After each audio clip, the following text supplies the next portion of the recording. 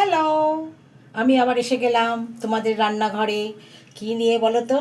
আজকে গরম যা পড়েছে, তাই লাউ লাউ দিয়ে একটা সাধারণ একটা নিরামিষ রান্না করব। গরমে লাউ খেতে সত্যি ভালো লাগে, যার জন্য আমি লাউ দিয়ে একটা সিম্পল, বেশি ঝামেলা নেই কিছু না, অথচ খেতে ভালো লাগবে, তার জন্য নিয়ে এলাম। এই যে তাহলে ডাল, এটা কিন্তু মটর ডাল ভেজানো। তাহলে তোমরা চলে এসো দীপিকা মজুমদার দত্তের রান্নাঘরে। তাহলে দেখাই, এই দেখো মটর ডালে হলুদ নিয়েছি, মটর ডালটা ভিজিয়ে রেখেছিলাম সকালে ঘুম থেকে উঠে, বা সেটা বেটে নিয়েছি। হলুদের গুঁড়ো, লঙ্কার গুঁড়ো আর নুন নিয়েছি, আর কিচ্ছু না। এবার এটাকে ভালো করে হাত দিয়ে ফেটিয়ে নিয়ে যেভাবে করে বড়া করে বড়া করে দেবো। তোমরা যদি বড়া না করো ঝামেলা, তাহলে বড়ি দিয়েও করতে পারো। তাহলে তোমরা দেখো, এটাকে আমি ভালো করে ফেটিয়ে নিয়ে আমি তেলে বড়াটা করব। তোমাদের সাথে কথা বলতে বলতে গ্যাস ওভেনে আমি কড়া বসিয়ে সর্ষের তেল দিয়ে দিচ্ছি। এটা সর্ষে তেলেই রান্না হবে। এই দেখো, এটাকে ভালো করে যেরকম করে আমরা ডালের বড়া করি সেরকম করে এটাকে ভালো করে ফেটিয়ে নিচ্ছি। বেশি একটা নিইনি, দেখো এই যে ডালের বড়া করব বলে, এই যে দেখেছো। এইবার আমি কড়াতে যে তেলটা দিয়েছি, তেলটাও গরম হয়ে গেছে। এবার ছোট ছোট ছোট ছোট করে বড়ার আকারে আমি ভাজতে শুরু করে দেবো। দেখো তেলও গরম হয়ে গেছে, আর আমার এটাও ফ্যাটানো হয়ে গেছে। এবার এই যে ডালের বড়াগুলো ছোট ছোট করে দিয়ে দিচ্ছি। ডালের বড়া দিলে কী হবে বলো তো, খেতে ভালো লাগে। এই যে ডালের বড়া করে ফেলছি, দেখো ছোট ছোট করে ডালের বড়া।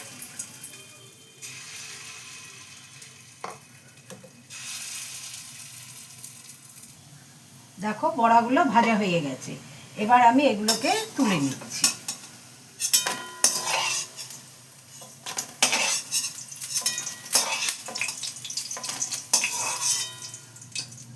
খানিকটা তেল রয়েছে, আবার খানিকটা এই যে রয়ে গেছে, এটা আবার দিয়ে দিচ্ছি।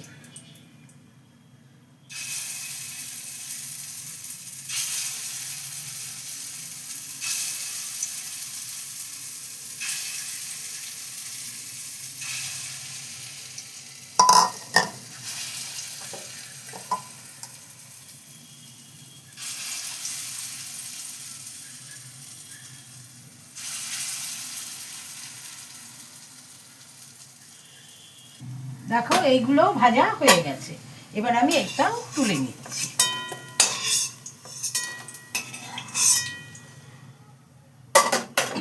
এইবার এতে আরেকটুখানি তেল দিয়ে নিচ্ছি।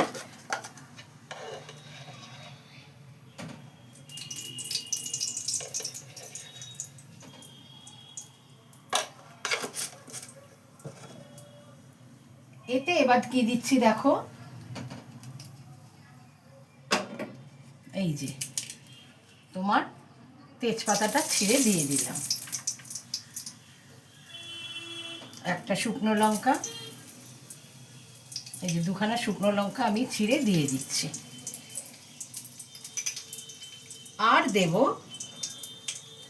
এই যে কালো জিরে, কালো জিরে হাতে একটু ডলে দিয়ে দিলাম, আর একটুখানি লাগবে।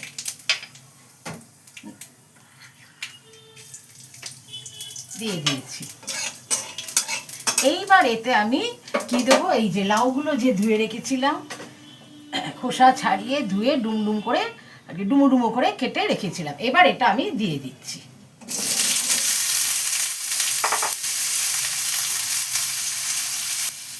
দেখো এবার এতে আমি কি দেব, একটু সামান্য হলুদ দিচ্ছি,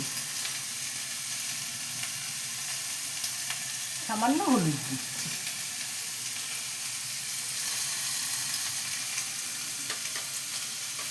এই যে নুন,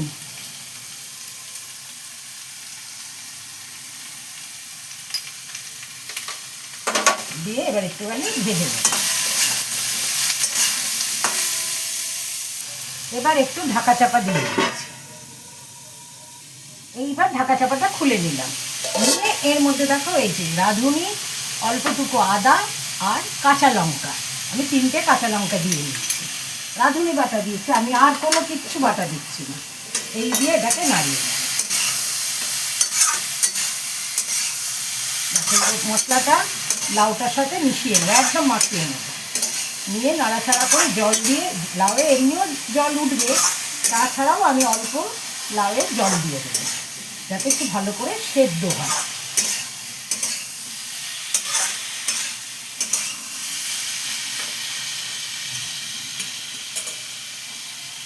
দেখো মশলাটা কষানো হয়ে গেছে। এবার এতে আমি অল্প জল দেবো, কারণ লাউয়ের তো জল উঠবে, অল্প জল দেবো।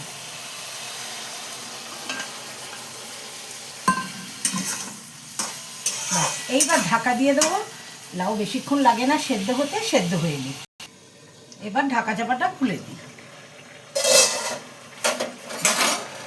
সব লাউ সেদ্ধ হয়ে গেছে, এই যে লাউগুলো সেদ্ধ হয়ে গেছে, একদম গলে গেছে।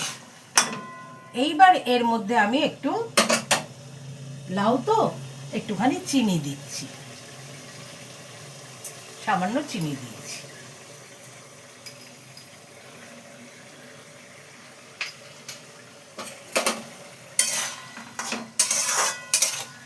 দেখেছো? এইবার এর মধ্যে এই যে বড়াগুলো করেছিলাম, বড়াগুলো দিয়ে দেবো। বড়াগুলো এই ঝোলটা টেনে নেবে, একটু মাখা মাখা মতো হয়ে যাবে।